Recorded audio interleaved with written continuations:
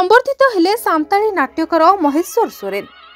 Mahanga block अंतर्गत जगन्नाथपुर गोष्ठी स्वास्थ्य केन्द्र में आज को प्राय 15 वर्ष हेब कार्य करि आसुछंती फार्मासिस्ट महेश्वर सोरेन। केन्द्र साहित्य एकाडेमी सांताली विभाग पक्षर पुरस्कृत हेबा पई मनोनीत होइछंती। मयूरभंज जिलार उदला थाना जन्मित श्री सोरेन जड़े उत्सर्गीकृत साहित्य प्रेमी हिसाब रे निजर एक स्वतंत्र परिचय सृष्टि करि पारिछंती। व्यक्तिगत जीवन में फार्मासिस्ट होई सुद्धा सांताली साहित्य प्रति तांकर बहुत दुर्बलता रही।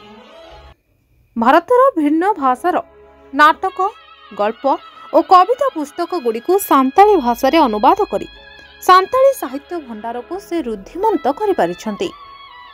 जड़े सुलेखक स्नेही और मिष्टभाषी मनीष हिसाब रे तांकर समग्र महांगा अंचल रे बेस ख्याति रही।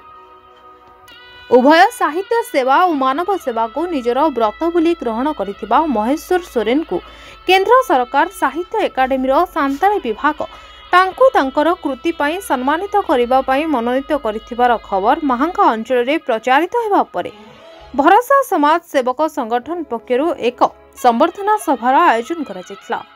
एही कार्यक्रम रे संगठनर साधारण संपादक केशव चंद्र महांती, नलिनीकांत महांती, विश्वजित साहू, त्रिलोचन परिडा, हिमांशु शेखर षडंगी, उपसभापति शेख जाबिर, मनमत नायक, सौम्यरंजन महांती, महेश्वर राउत प्रमुख पुष्पगुच्छ उत्तरीय प्रदान करी संबर्धित करा जायतिला।